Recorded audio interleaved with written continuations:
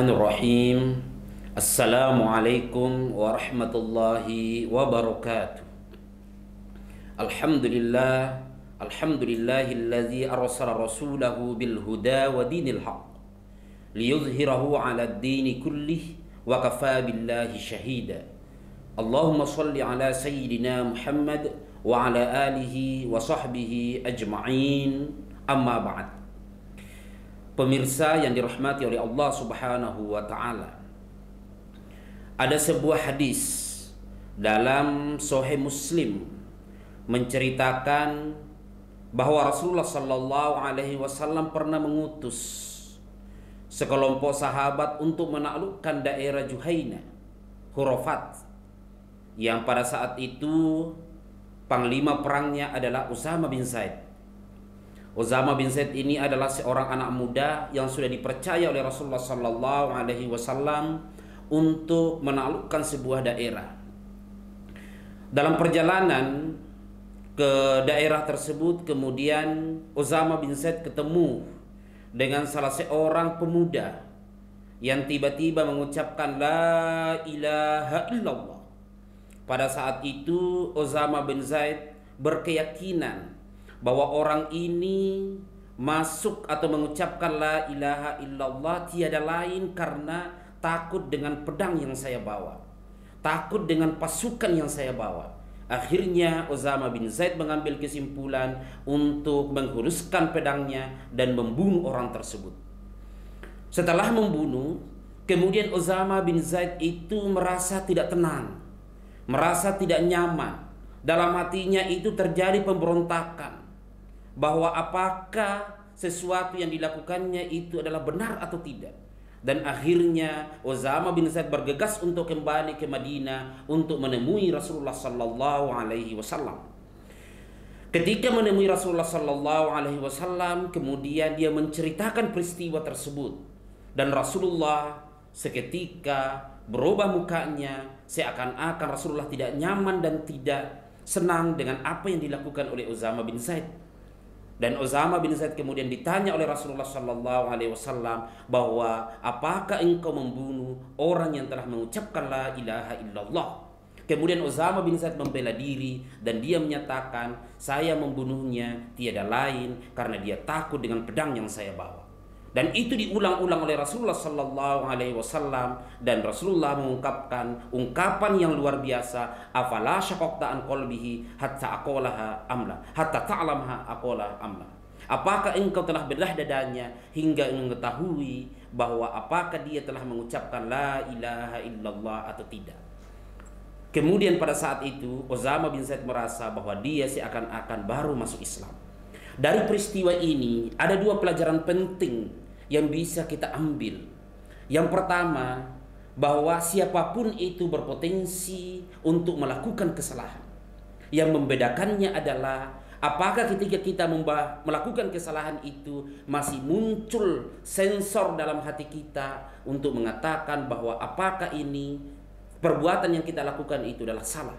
Kalau masih muncul dalam hati kita bahwa bisa membedakan perbuatan yang kita lakukan salah, berarti potensi untuk kita bertaubat kepada Allah Subhanahu wa taala itu masih besar.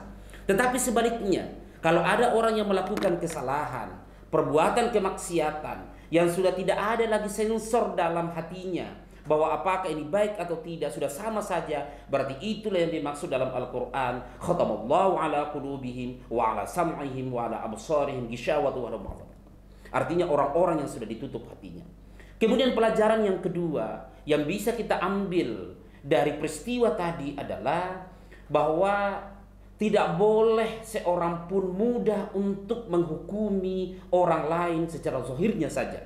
Tidak boleh di antara umat Islam mudah menyalahkan kelompok satu dengan kelompok yang lain. Tidak boleh antara umat Islam mudah menyalahkan, membid'ahkan, bahkan mengkafirkan orang yang selama ini telah mengucapkan la ilaha illallah.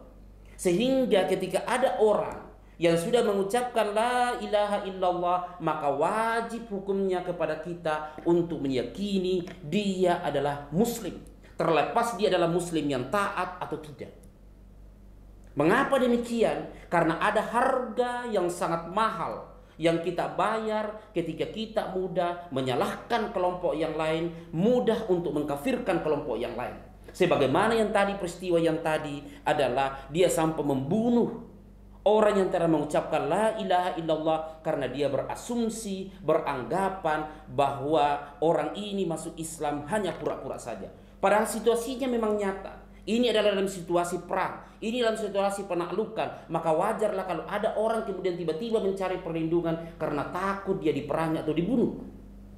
Persoalannya sekarang adalah akhir-akhir ini kita temukan ada kelompok-kelompok dengan mudahnya untuk mengkafirkan kelompok yang lain. Dengan mudahnya orang yang sedang berkumpul di masjid membaca selawat secara bersama-sama, orang berkumpul di rumah duka membaca tahlil, dengan mudahnya dia disalahkan, dengan mudahnya dia dikatakan bid'ah, dengan mudahnya dia dikatakan pelaku syirik, dan bahkan dia disebut sebagai kafir. Ini adalah persoalan serius yang kita hadapi karena sekali lagi ada harga yang mahal kita harus bayar ketika kita mudah mengkafirkan orang lain. Sebagaimana sabda Rasulullah sallallahu alaihi wasallam, ayyuma rajulin qala li sahibihi ya kafir faqad ba'a biha ahaduhuma fa in kana kama qala wa illa raja'at alaihi. Kata Rasulullah sallallahu alaihi wasallam, barang siapa di antara kalian yang memanggil saudaranya hai kafir, maka ada dua opsi di sana.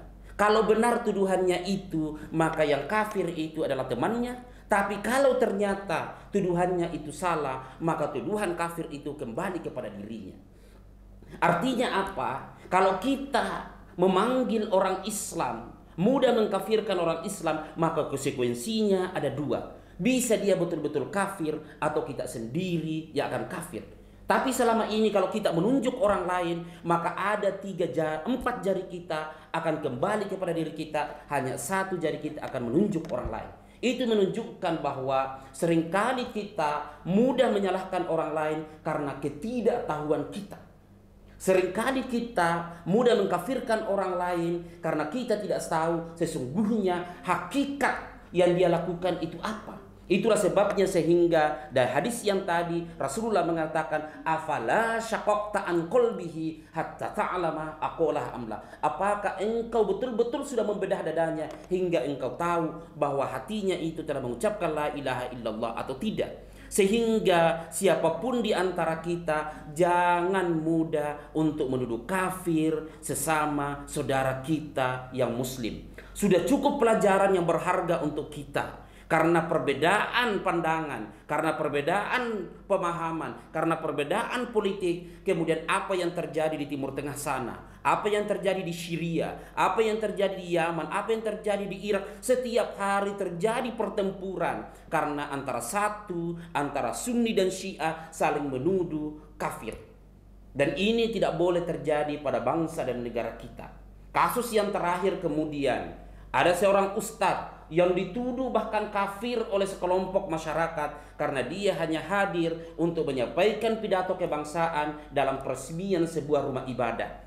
Ini menjadi problem serius untuk kita, untuk dipikirkan kembali agar tidak mudah untuk menuduh orang lain sebagai kafir.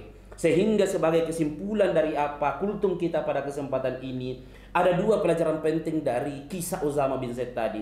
Yang pertama adalah semua manusia pasti melakukan kesalahan. Yang membedakannya adalah apakah kesalahan itu kita sadari sehingga kita bertaubat kepada Allah Subhanahu wa taala atau tidak. Kemudian yang kedua adalah jangan mudah mengambil kesimpulan untuk membid'ahkan, mensyirikkan, mengkafirkan orang lain karena ada harga yang begitu mahal yang kita bayar yang konsekuensinya akan kembali kepada diri kita sendiri. Wallahu muwaffiq ila aqwamit thoriq. Assalamualaikum warahmatullahi wabarakatuh.